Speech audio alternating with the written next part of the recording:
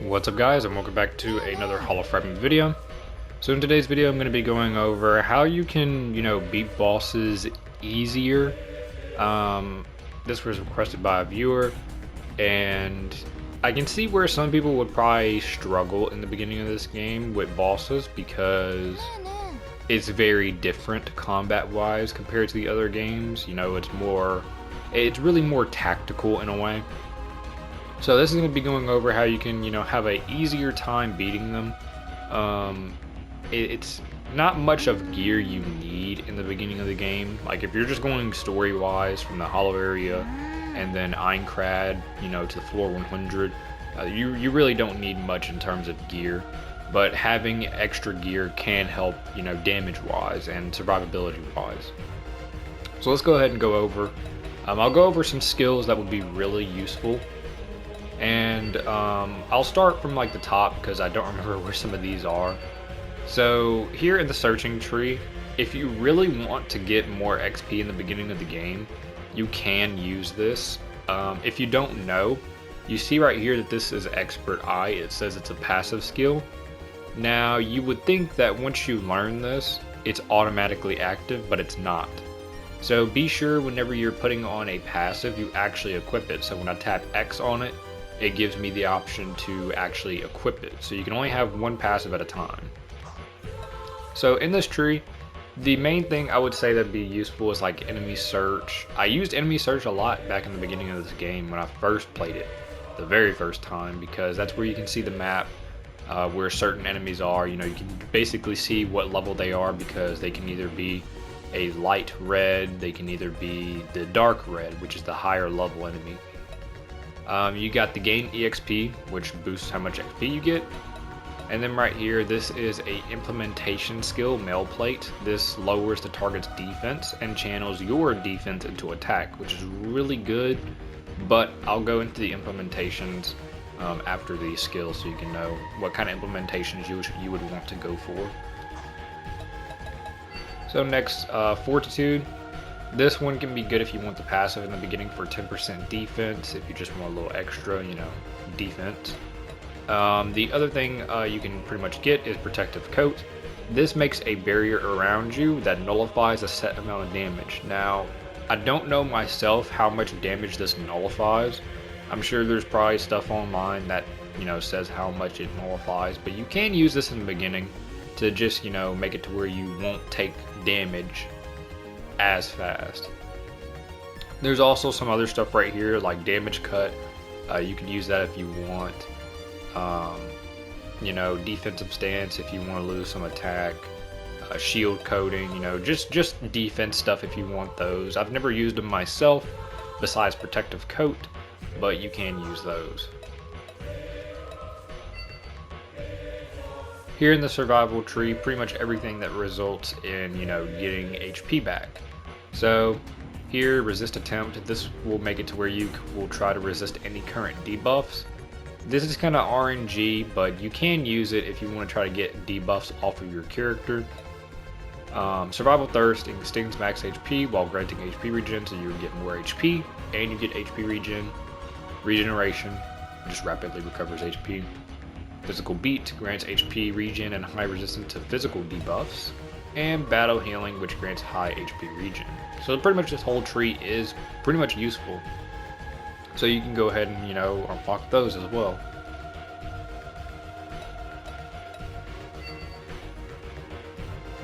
So right over here in the Rapidity skill tree, the main thing you would want from this, mainly in my opinion, is Speed Demon, Sword Dancer, and Brave Stream. These will make it to where you can do, you have increased attack speed, and you have some double auto attacks as well, which the auto attacks won't really be much unless you just want to regain SP.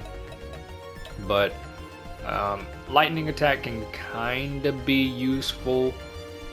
You'll get max SP, but your defense will be lowered, so you can basically counteract that if you use the defense buffs up at the top, but this really isn't needed in my opinion, unless you just want to, get another buff off really quick. Now here in the Precision Tree, this one is the honestly, I would say one of the best skill trees in the game, and it has accuracy. So if you're missing a target, you know, obviously that's going to be damage loss and makes the fight longer. So this one right here is target sight. It greatly improves your accuracy temporarily. So this will not guarantee your hits 100% of the time. This will just make it to where you'll hit more compared to before. Then you have dexterity, increases dex temporarily and reduces your skill lock. Double up for auto attacks and landing crits. And then this one right here, by far the best buff in the game, Perfect Style. It instantly gives you 300 SP, which is pretty much max, unless you have a piece of gear that makes you have more SP or a buff. And this makes it to where you have your accuracy is improved and your chance of landing critical hits for a set time. Now, what it's not, it says your accuracy is improved, but when you use this skill, you are hitting the enemy 100% of the time.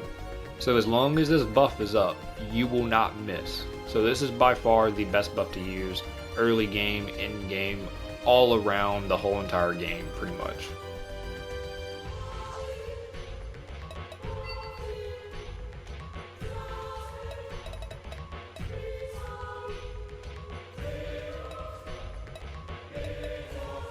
Now here we have the concentration skill tree.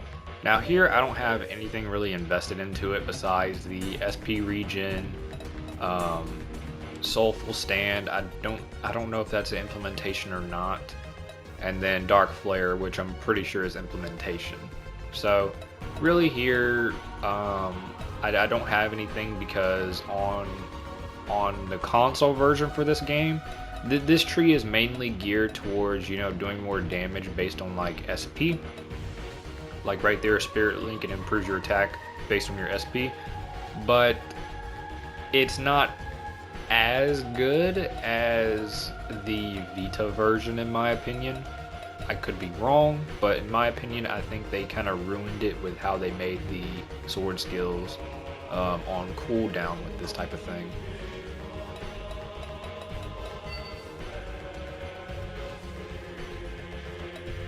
As for Parry Tree, there's really nothing you really need here. I rarely ever even do parry. Exact Onslaught I'll do from time to time, and this one I want to say is implementation, but I cannot remember.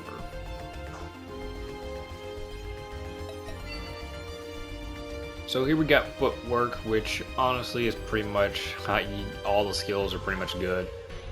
Quick Step increases the entire party's attack speed. Dancing Blade improves the entire party's chance of performing double auto attacks.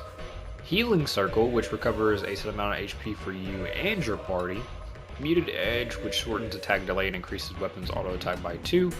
And Brave Delay, which inflicts the target with Risk Break at the cost of setting the player's risk to 5. So if you don't know what Risk Break is, it's basically like... This is basically the Wit's End in this game. Like if you played AL and you know Wit's End, this is basically Wit's End. It just puts them at their max risk, and this will also put you at your max risk.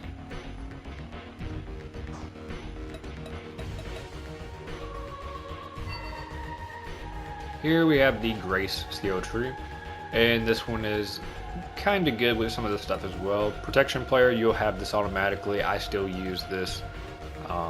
Recovers your HP and grants HP regen to the entire party. You have Illusory Guard, which grants a physical clone buff to nullify physical attacks. I've never used this. And this one makes a debuff clone instead to nullify debuffs. I've never used this either. Mercy Cloak, which grants a physical clone buff for the entire party. I don't remember using this. I have it, but I don't remember using it. And then the best skill in this tree, Purifying Flames. It recovers debuffs that enemies have inflicted on the party. So any debuff that you have from an enemy, this will completely remove them. And it is extremely helpful whenever you're trying to go for the Sacred Sword Ragnarok. So this by far is a skill to have.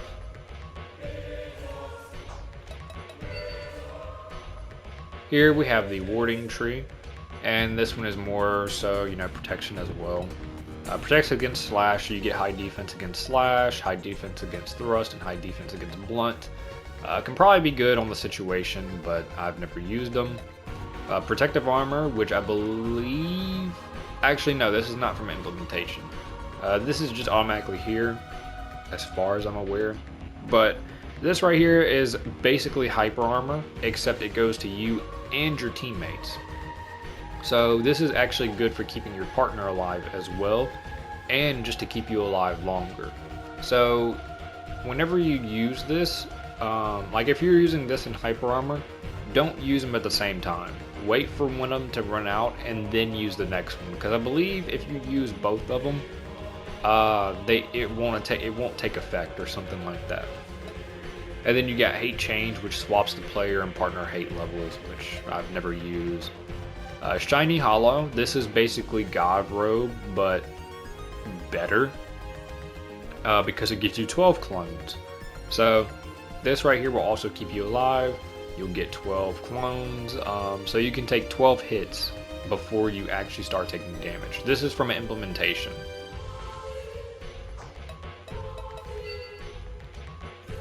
Bodybuilding, this one has pretty good buffs, mainly being hyper armor, one of the best buffs. That makes it where you don't take damage. This only affects you. This isn't like protective armor where it protects your partner as well. Hyper armor is just for you.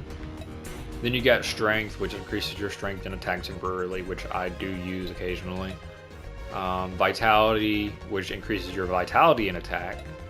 Brawny resist attempts to resist debuffs and afterwards extends max HP for a while. I've never used this, but considering that it attempts to resist debuffs, you could try it. And then life gain, which greatly extends max HP, so you can have a little bit more survivability for that.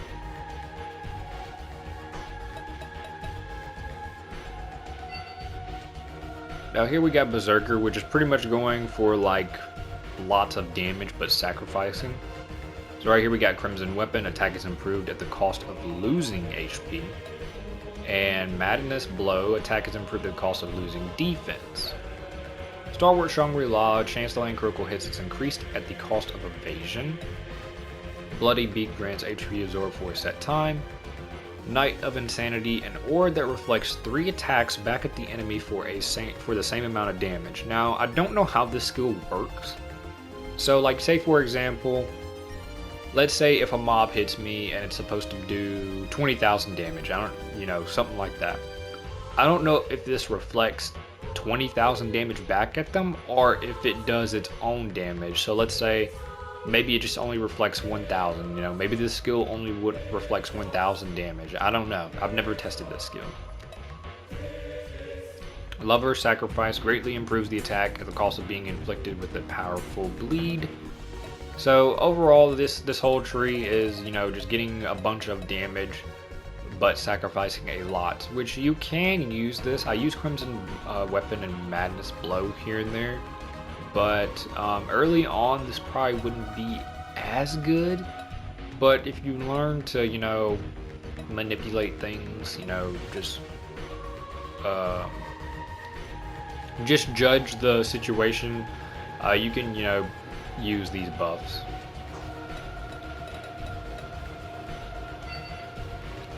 Here in tactics, we got some Battle Shout, instantly grants large increase to hate. Soul Force instantly grants hate, then raises it further over time.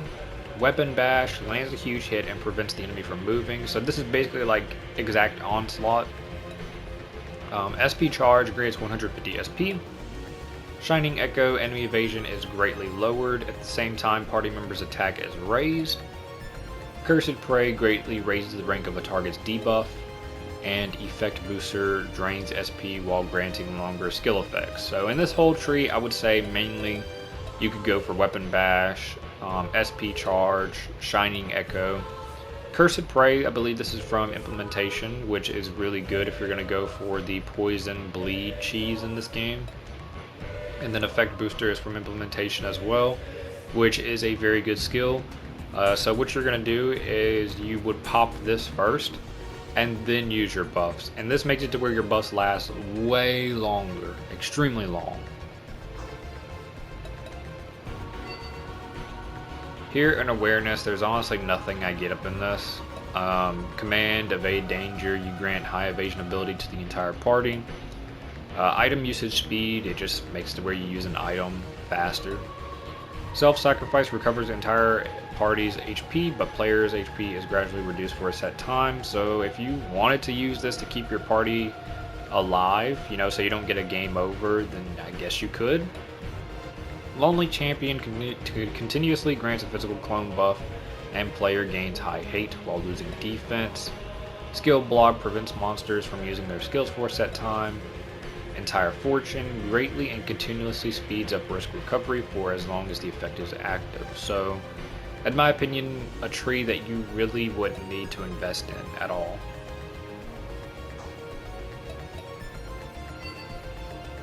Here in Finesse, we have some other skills. So we got Nullified Defense. All attacks ignore opponent's defense for a while, which I don't think this is implementation, because usually implementation wouldn't show up at the bottom. But this can be a very good skill early on, because as you can see, it ignores opponent's defense for a while. So this is basically a Crimson Gauntlet, but as a buff. So that can help a lot with your damage. Quick skill greatly shortens the time to activate sword skills, and lock time after skill is activated. So this is good for pulling off, you know, sword skills faster, especially the esoteric sword skills, because you have to charge those. Technical Beast improves agility, evasion, and accuracy at the cost of attack. I've never used this. In my opinion, this wouldn't be useful because you got hyper armor, protective armor, and then you have perfect style that basically covers all this besides agility. Miserable Heart increases the effect of the debuffs inflicted on the monster.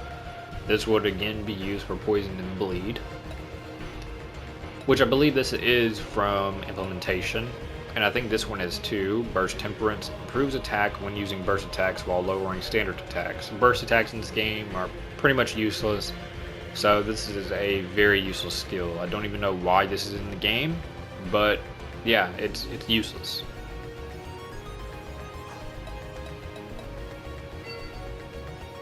Here we have the Rallying Tree, Rising Spirits. This is a passive that I would say you want to use, and this is just like AL, 5% to all your parameters. So this is definitely a passive that you can use. War Cry increases entire party's attack and HP recovery. Brave Soul increases entire party's accuracy. Storm Mind increases entire party's SP regen. Sharp Rage improves entire party's chance to land critical hits. Variable Storm grants SP to the entire party. So all around a very good tree that you can invest in. Here we have Instinct. We got double auto attack, improves chances to perform double auto attacks. Counter evades and counters enemy attacks. Burst Air grants SP regen at the cost of gradual loss of HP. Last Resort inflicts great damage that ignores defense, but SP is reduced for a set time. And Bloody Servant inflicts powerful bleed on player, but channels HP to boost damage. So out of these, I think mostly probably Bloody Servant could be good. Double auto attacks, probably. Mainly like early game, because this might help with proficiency. I don't know if you get more, like whenever you use a skill that gives you more auto attacks, that's basically like a blade dance. I don't know if that makes your proficiency faster. So this could be something you can invest in, and it could not. Last Resort could also be something you can invest in as well. I've just never used it myself.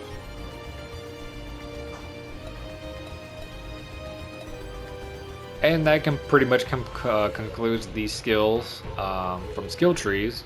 So now I'm going to move on to the implementations that I think would be worthwhile to invest in.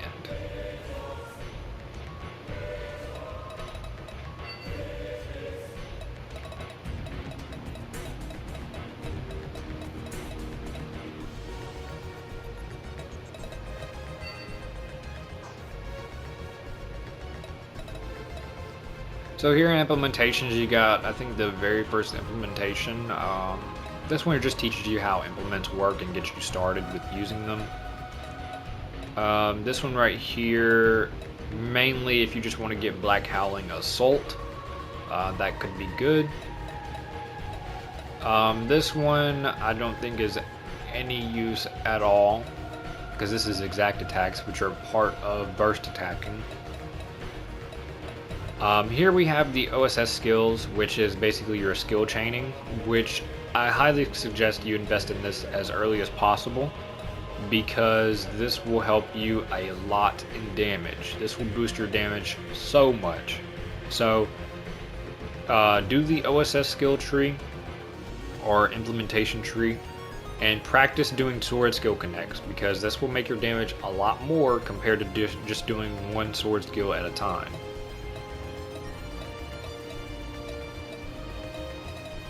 Here we have the technical stab system, which you wouldn't really need any of these, honestly. This is mainly for dagger, you know, all of that kind of stuff. So it's something that you wouldn't need at all. Then here we have risk reduction methods, which again you wouldn't need unless you just want to get that sword skill right there for scimitar. Then we have powerful effects for sacrifices. Here I would say it's not useful as well. This would mainly be if you just want to collect these items, honestly. Then here, ideal values for attack, speed, and count. This one I would say wouldn't be useful as well, unless you just want the rapier sword skill, Valkyr Knights. Then here we got the field test, advantageous attack speed differences. I would mainly get this just for Brave Delay, and luckily it's at the very top of the tree, so this is the first thing you would get. So this one I would mainly go for the Brave Delay, so you can increase the target's risk immediately. So here we have uncapped weapon damage values. I would only do this for the two-handed axe skill, Disaster Hollow.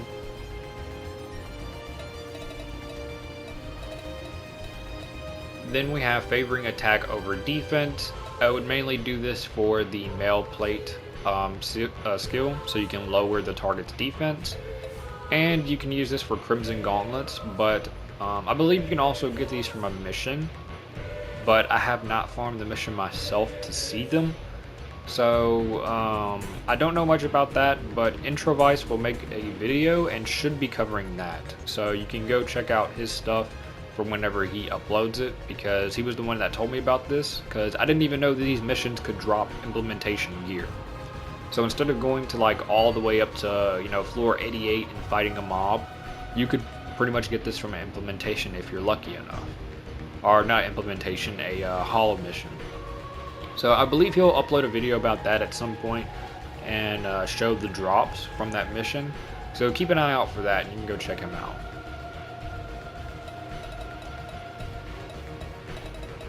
Then here we have enhancing defense effects, which honestly is not a very nice tree, other than just getting the sword skill for one hand, Carnage Alliance. I've never used any of these, you know, there's no real point for them in my opinion, so other than just collection purposes. So other than just the sword skill, I would say this is one that you can also skip. Then we have risk-focused equipment. Honestly, I would say this is something you can honestly skip as well, because these swords aren't exactly the best. Like, this one only has accuracy. And it gives you attack minus 100, which kind of isn't a big deal, but at the same time, it's minus 100 attack you're losing. They're weird. They're very weird swords.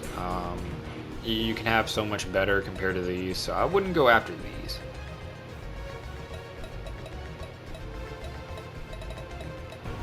Here we have the SP usage research tree. You have a necklace. I was using this necklace for a long time because I didn't have any other necklaces, because I didn't know where any other necklaces were. So SP absorb, you could use it. It could be a fairly nice necklace early on. you can get it pretty early. I think that's floor 76, so that's the very first floor that you're on a 9 crad story. So you could get this very early in the story just to have. And then you could use it for getting this katana skill, Akatsu Kirei, I think that's how you pronounce that. So, and then you have Cool, Calm, and Collected. Lowers the burst gauge to 0 for a set time to grant powerful SP regen. That could actually be kind of useful, I would say.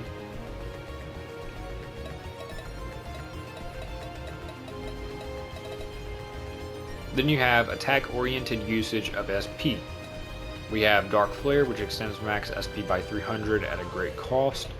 And these are katanas for this tree. This one reduces max SP by 300, so you have no SP at all. So you really can't even do buffs. So you would have to use your buffs and then pretty much switch to this katana to even get it to, you know, get useful out of this, which this is not good at all. Masamune SP linked attack, burst gauge minus 500, and you get bleeding. And then we got the Amano Murakumo, SP linked attack, and SP plus 20 on dodge. Honestly, out of all these katanas, I would mainly say this one would probably be the best.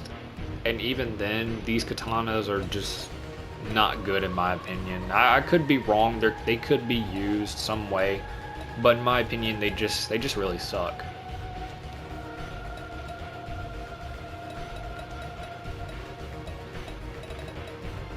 Then we have development techniques to gain protection. This is where you get shiny hollow, so you do have to progress quite a bit in the tree to get it, but it shouldn't be too hard. You can get the sword skill from Ace, Heartbeat Stopper. You can get some armor as well.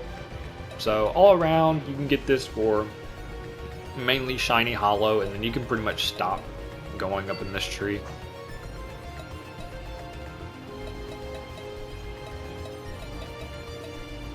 Then we have evening the odds against powerful enemies. We have another necklace, which gives debuff accuracy up and accuracy down.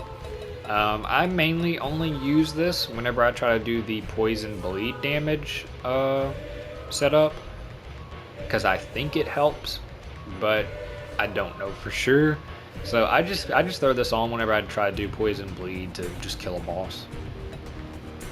Then you got the Demon Spear Guy Bulg, which gives debuff accuracy up, max SP down, but gives True Strike, which, if you don't know, True Strike is a ability in this game to where your attacks will never miss. So if you get a weapon with True Strike, then you will never miss. This, in my opinion, is probably one of the better spears, or better weapons in implementation at all because of this ability. Then you have Cursed Prey, which goes to poison and bleed build. Then you have the Spear skill, which is Judgment Piercer. And this whole tree is basically just about applying debuffs, which I've used these gears just to do the poison and bleed, so that's the only main reason I used them.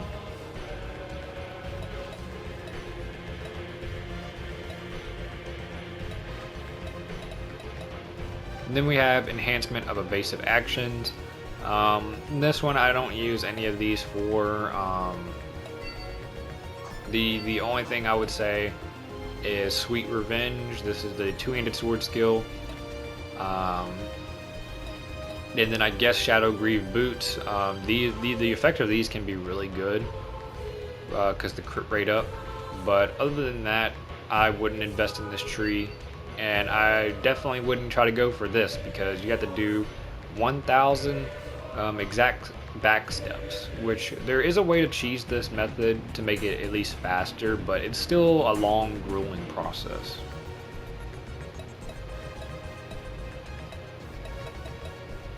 And then lastly, we have the buff specifications. Here you get effect booster. You can get this very early on, so you can really get that early. I suggest probably going for that first because that's the most important skill to pretty much get. And then you just have two-handed swords, which the best one would be pretty much this, Demon Blade Graham. You get True Strike, you get crit rate up, and you just get defense down. straight damaging sword. Very good for two-hand. You won't have to worry about using perfect style unless you just want to max out your SP. So very good, and very good for two-handed AIs like Strayas, because you can just put this on them and they'll just hit. So overall, that's pretty much what I would recommend for like buffs from skill trees, and then implementations you should probably go for. Overall, you don't need much. It's just getting used to the gameplay and getting used to, using things. Keep in mind there is buff caps, so just like AL, you have a certain amount of buffs that you can have at a time. I want to say it's like 15 or so, somewhere up in that range, 15. But if you want like better pieces of gear, definitely go in the hollow area. Anytime I see people play this game, I pretty much recommend them go play the hollow area story first, because the hollow area has the best equipment in there. And then once you go to Aincrad floors, you'll have an easier time going through those, because Aincrad enemies are easier compared to hollow area enemies, because hollow area enemies are higher level. But that's what I mainly suggest. Play however you want, by all means.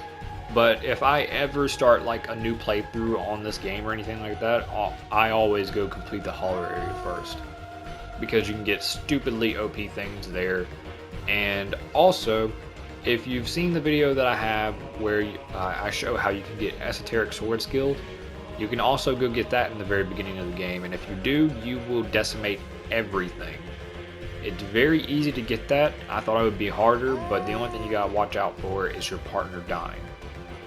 Another thing I want to suggest is when you're in battle, praise your AI, which you see right down there in the left hand corner, it says good. So if you hit, I can't show it here, but if you hold R1, it'll be up on the D-pad, and that'll praise your AI.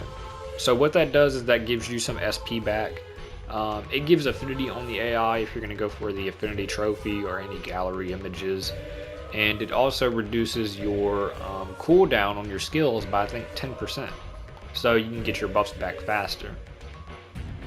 So I think that's pretty much it for covering what all I would recommend doing, for beating bosses early on and stuff like that. But like I said, you mainly don't need majority of these things. It's just knowing the flow of the game. Just know the flow, know what you're supposed to be using, or in battle, just a whole bunch of stuff really, but it's not complicated. So that's gonna be it for this video. Sorry if it was really long. I'll put timestamps for like where I start talking about skills, and then where I start talking about implementations. So yeah, I'll just do that. But that's going to be it for this video, and I'll see you guys in the next one. Peace.